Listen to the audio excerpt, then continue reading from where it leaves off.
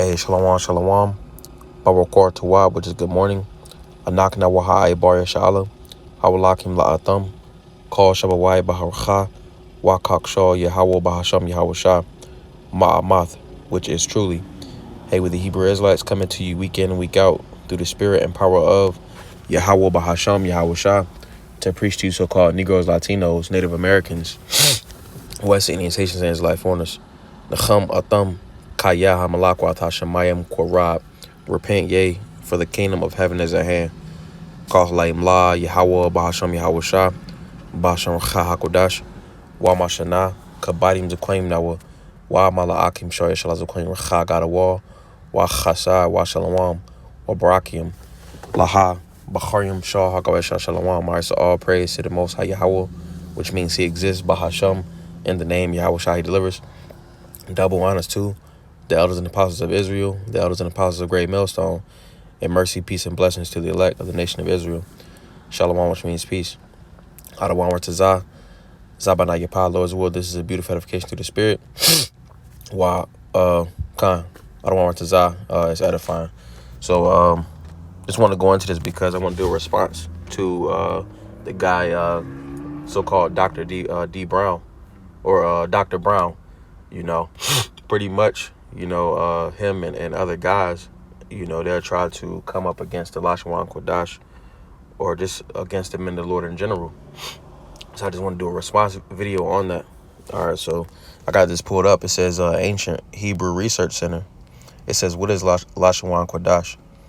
It says, over the past few years, there has been a growing number of people who are recreating the Hebrew alphabet, which is not being recreated. It's already been a language.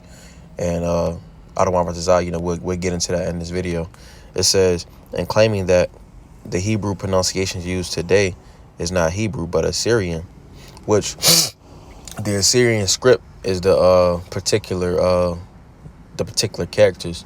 It says in each ancient letter was a syllable, a, ba, ga, da, ha, etc., etc. They call this the alphabet, which is the alat bayath. That's where you get alphabet from, or the alphabet. It's actually alat bayath. It says halashwan kodash, their pronunciation of a Ibarioth phrase, lashwan kodash, meaning holy tongue or holy language. Now, they say this, but Esau always leaves some trails, you see. Or more specifically, the Lord will leave evidence that Esau tried to cover it up, So let's keep going. It says, to illustrate their pronunciation of the Lashawan Kodash, let's look at Bara Ashiyah 1:1. According to Masoretic Hebrew text, this is pronounced. I'm going to read it in Ba'i Bariyah. It says, Bara Ashiyah, Bara Alahayim, Ath, Hashamayim, not sure what that one is, but it says Ha-Aratazah, which is the earth. It says, but according to this group, the original pronunciation is Bara Ashiyah, Bara, which means create, Alahayim, Ath, Hashamayim, Ha-Aratazah. I'm not sure what Wat is. It says there are several problems with this recreation of the alphabet, Alat Bayath. If you attempt to speak Ibarioth of someone who already knows Ibarioth, you will be completely unintelligible and probably mocked for your pronunciation. Those who are making this claim have no evidence to back it up. And this evidence left all over, like I was getting into. It says the evidence from ancient texts suggests that the pronunciation of Masoretic text is correct, which is not, because the Masoretes went around roughly like the 5th century AD, 5th century or 5 AD, between 5 AD and like 10 AD, roughly. It says, or at least more, so Masoretic text is correct, or at least more correct than this new theory of pronunciation, which it wasn't, because they went in and tried to change up the characters, to deceive. It was a group of Edomites. It says, let's take the name of Yasha'Allah as an example. By Ibarioth, this word is pronounced, it says Yisrael, or however they say that, but they believe that the original, believed that this was originally pronounced Yasharallah. Now it was Yasha'Allah. Yahi, Shar, Prince, Allah, power. You see? Which you can see that because the word Shar means prince. Yah means he. Allah is power. If you go up into this, you can't really see the Shar in there, which means prince. That's why it's imperative that we understand root words, sharash debarim, sharash root debarim words. So it says, while there is no evidence to support this new style of pronunciation, there is evidence to refute it. It says, here is the name Yasha'Allah from Masoretic Hebrew Bible, which dates 1000 AD. Yasha'Allah, the first letter is a yud with a y sound, which is Yah. This vowel pointing from the letter I, this is the letter Sin, which is Sa, which it should be a Shah, identified by the dot on the salat on the left of the letter, which, and you could tell this is wrong too, because Shah is always Shah and Sa is always Sa. When they say sin, they're talking about Sa, because it says salat. It says the left of the letter pronounced with an S or a Sa, as opposed to the letter Shin with a Sha, which when you go up to this, it's still a Sha. It's no Sa right there. It says when the dot is on the right, the vowel Shava, they call it Shava, which is silent. Here is the letter Rosh, which is Ra, which they, if I'm not mistaken, Resh or Rosh or Rosh goes into Ra'ash, which means head. That's where you get the letter or that's what Ra stands for, Ra'ash, which is head. It says here is the vowel Qamatz, representing the A vowel. This letter Alap, which is silent, this is the vowel I don't know how to say that, representing the vowel pronunciation A. And lastly, the letter Lamad with an La sound. Oh, they call it Lamed, but it's Lamad. It says, however, these vowel pointings were created by the Masoretes. Now, I'm not going to go, well, I'm going to finish it out, but I'm going to get an example because I want to prove a point. Right here, it says Hebrew alphabet, claiming the Hebrew pronunciation used today is not Hebrew, but Assyrian. Each ancient letter was a syllable, A, Ba, Ga, Da, Ha, Waza, Cha, Ta, Ya, Ka, La, Ma, Na, Sa, Ai, Pa, Ta, Za, Kwa, Ra, Sha, Ta. That's the correct correct Alat Bayath, the correct alphabet or the correct letters. You see, it says they call this the Alat Bayath Halashwan Kodash, which he's trying to make it seem as if it's false. Now I'm gonna go into this because Esau, he'll tell on himself. This is let's get his word for Magog Makawag by Barith. Because the scriptures say that. The scriptures say that they'll cause their own tongues to fall upon themselves. And this is a form of them telling on themselves. They put it into the blue letter. So let's see. It says the Arabs call them your judge, my judge, and they have many fables about them. Their king is called Gawag, which see Quran, Semini, Biblioth, Oriental, if that's what that says, or Orient, Herbalat, Biblioth, Orient, Art, Jagudge. In the same manner are joined Chin and Machen, i.e.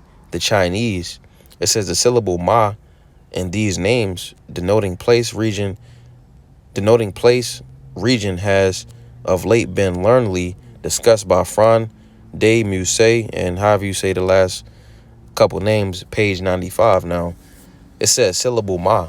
All right, if that wasn't true, why would they put it into the blue letter? Because again, when you go into the Alat Bayath, the alphabet, you got A, Ba, Ga, Da, Ha, Wa, Za, Cha, Ta, Ya, Ka, La, Ma, Na, Sa, and so on and so forth. That's how it's pronounced. You see, and even when you go into their they call it the alphabet, but it's actually Alat Bayath. They call each letter like Lamed, Aleph, Beth, Gamel. You see, they still call them, or the sound that it makes is still Ah, Ba, Ga. You see, but they call it something different, which ties into their deception. You see, let's get another point though. Let's get another point. We can get the word for mother.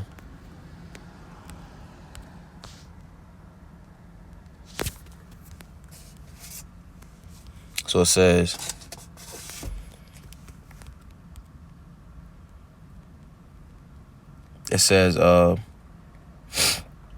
gonna start from right here. It says metropolis, a great and leading city, even though not the capital, a city in a mother in Yasha'Allah. So on the Phoenician coins of Tyre and Sidon, compare Yashma'Allah, Yawan, and Mater, used of the earth as the mother of all men. It says, this word is undoubtedly primitive, and like Abba, it imitates the first sounds of an infant, beginning to prattle like the Greek, or Hayawan, which is the Greek. I'm gonna skip down. It says mama, mom. A feminine form used metaphorically is ama. Ba Yashma'Allah.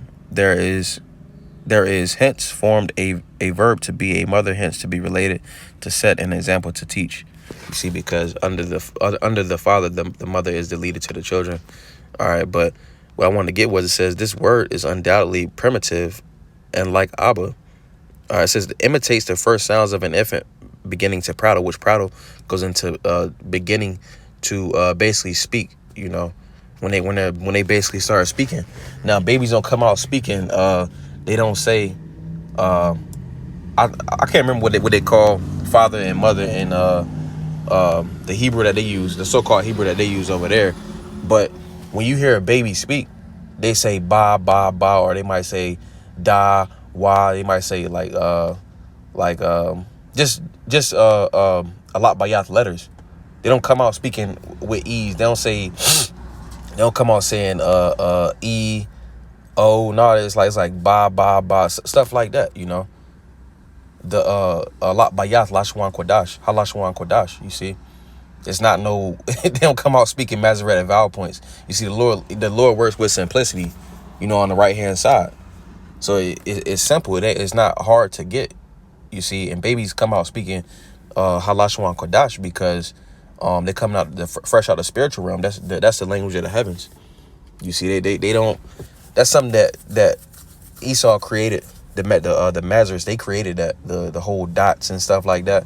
Which you can get another example by Harachah through the spirit. But I'm gonna continue on in this article.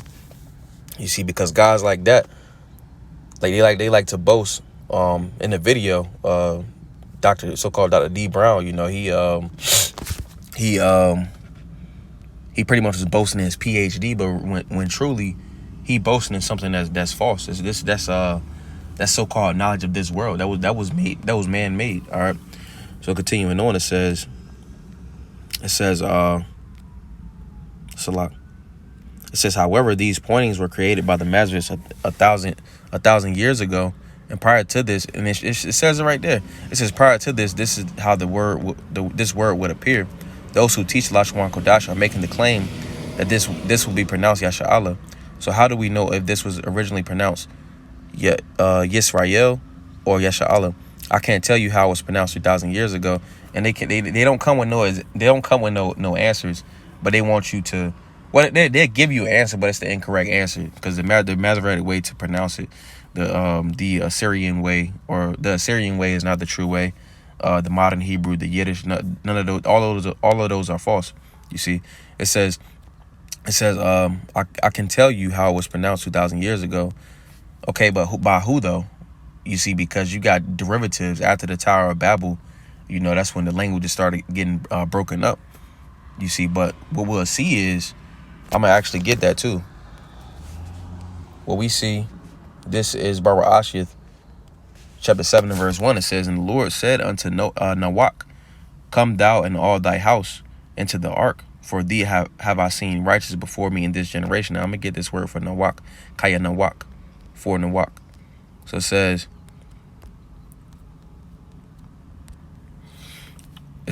so I'm going to go back, get the root word. So it says, skip down to the point.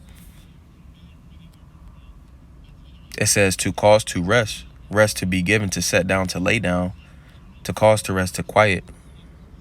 It says to leave, salat. It says to reside, to remain, right here where ba is, shania wa ba, to be. All right, to reside, to remain, because going back to this verse, it says, I have, it says, For thee have I seen righteous before me in this generation. So the Lord was dealing with Noah, you see, on down Lashem to Shem, you see. And reason why I wanted to grab that, let me get this first. This is Baruch chapter 9 and verse 27. It says, the Most High shall enlarge your path. All right, talking about his lands, because he had land from what they call Europe all the way, going into Russia. It says, and he shall dwell in the tents of Shem, and Canaanite shall be his servant. Now, this is going into what was prophesied about them. All right, but the Lord dwelt with Shem, just like he dwelt with Nawak. You see, he was dealing with Ibar. All right, why is this imperative? Why is this important? Why did I want to bring this out? Because pretty much, the Lord was dealing with those particular men. All right, going into their lineage.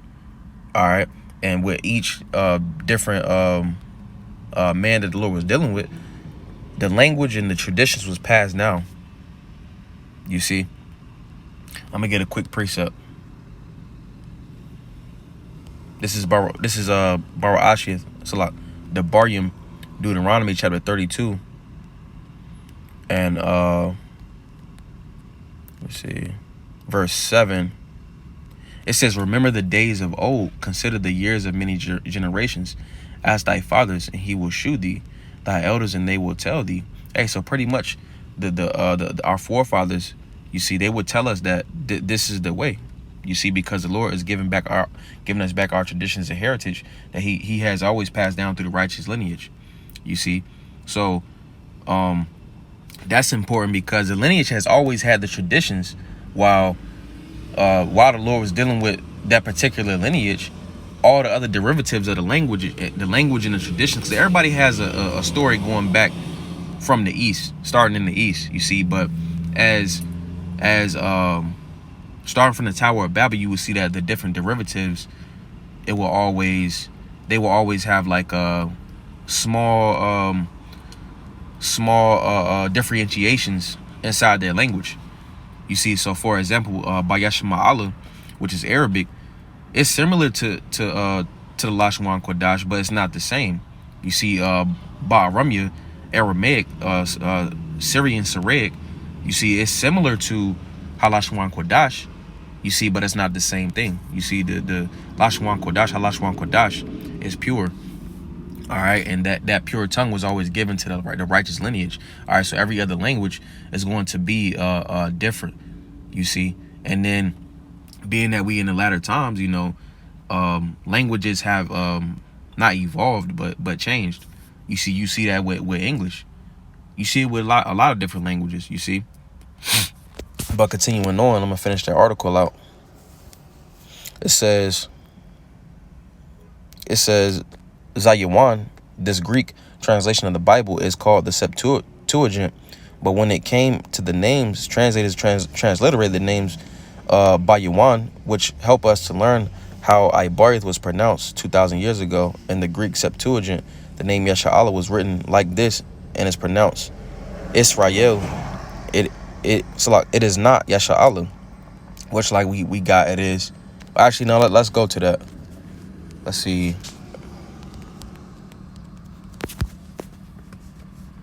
This is Baruch Ashith, chapter 32 and verse 28. It says, and he said, thy name shall no more be called Ya'iqwab, but Yasha'Allah. For as a prince hast thou power with the Most High and with men, and hast prevailed. All right, Yah, he, prince, right here in this verse. Shar, Allah, power, which is goes into Allah. All right. So going back, it says, nowhere in any ancient document do we find evidence supporting the Lashwan Kodash, but we find ample proof supporting the pronunciations found in the 1,000-year-old Masoretic Hebrew Bible.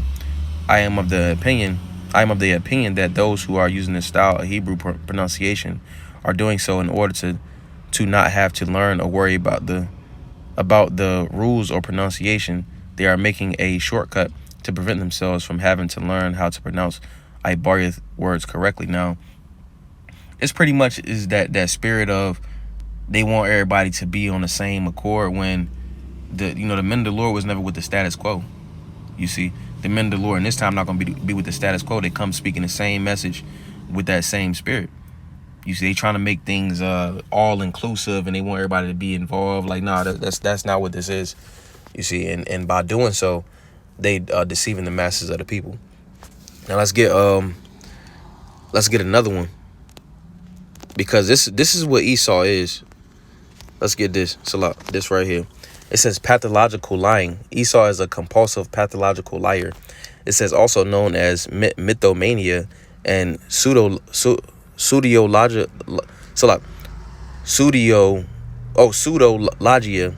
fantastica is a chronic behavior in which the person habitually or compulsively compulsively lies.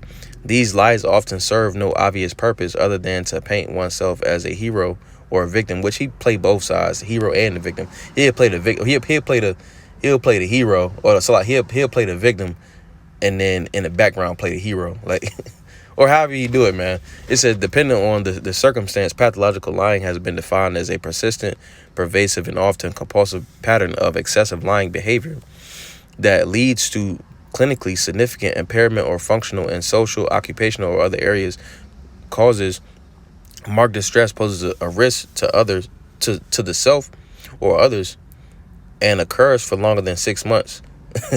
It says falsification. It says others have defined pathological lying as falsification entirely disproportionate to any discernible end in view, may be extensive and very complicated, and may manifest over a period of years or even a lifetime.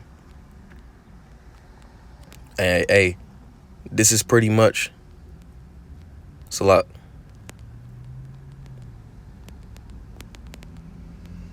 Characteristics. It says an internal motive for the behavior cannot be readily discerned clinically.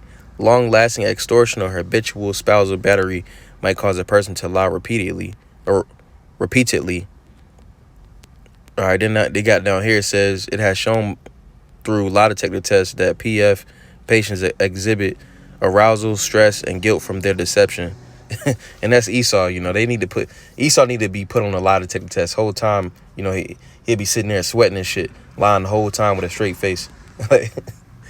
Hey, the scripture go into how this man goes astray speaking lies as soon as they be born. And let's get that. This is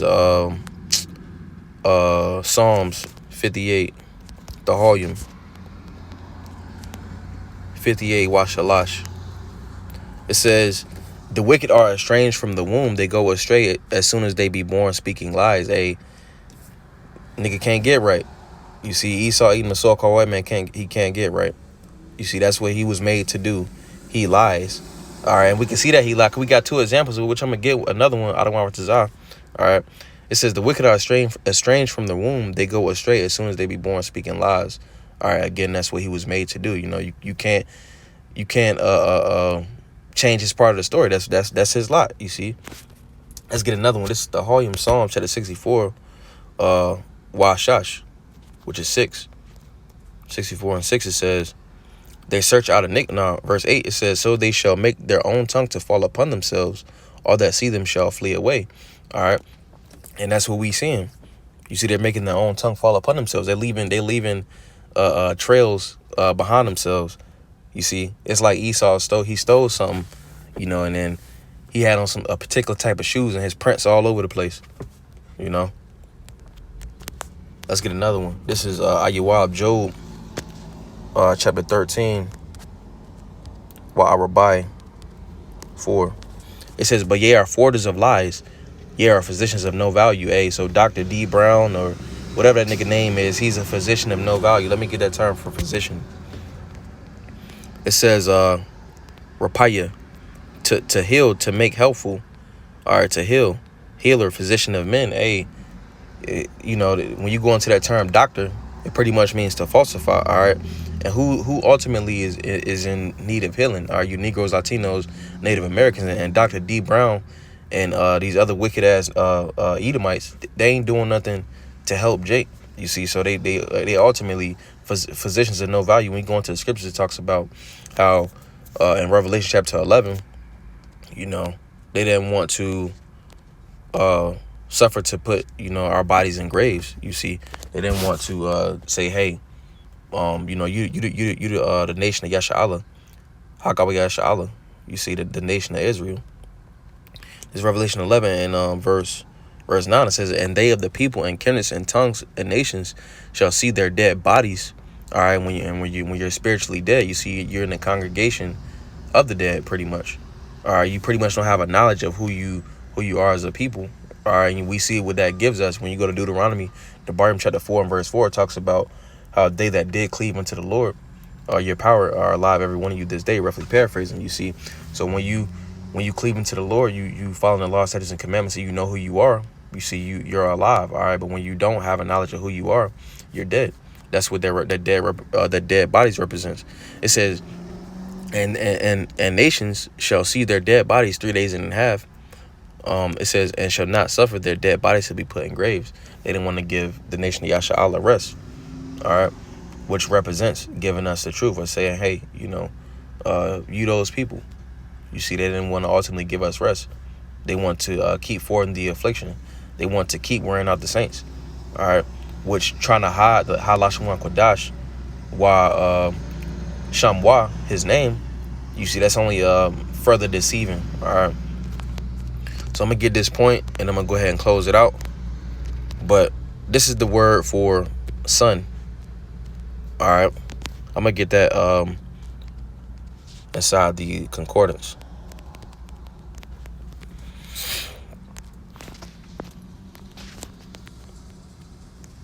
Hashamash, which is the sun. It says sunrise, sun rising, east, sun setting, west of direction, which it ultimately goes into the sun. Shamash. Now, why is this imperative? Because, I'm going to this real fast.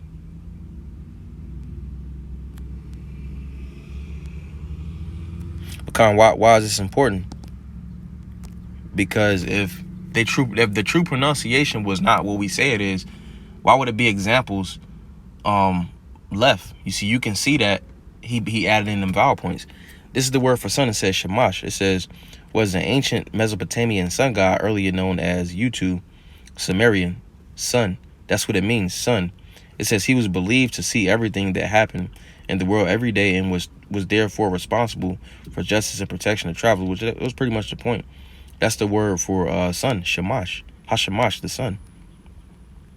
Which they went in and they made a idol, you see. But right here, it says the two most common names for the sun god. Well, I'm gonna skip down to the point. The name Shamash is a cognate of Akkadian terms, which is not a cognate. It says Samsu, or they could have been using it as a cognate, but it came from Abariath first. It says Samsatu, solar disk, as well as words referring to sun in other Shemitic languages, such as Yashma Allah wa Ibariath Shamash. But they got it Semes right here. But nah, that's how you say it. They say it's coming from Akkadian Shamash, but no, and then they got it right here. It's Semes. Now, Esau's a true devil. You see, we just got it right here that sun is Shamash. They got a Semes in here too. So if it says transliteration, if it was Semes, why would the pronunciation be Shemesh? You see, that leads forth to confusing vibes. You see, the word is Shamash. All right, and again we can see the characters Sha, Ma, Sha, which you'll cut off that last A. It'd be Shamash. All right. Yeah, that was pretty much it. I don't want to Zaza by Nayapa. Lord's will, that was a beautiful edification through the spirit. Wa I don't want to Zah, Thumb Yash, Hayawam Tawab. Hey, Lord's will, you all have a good day. Hey, Shalom.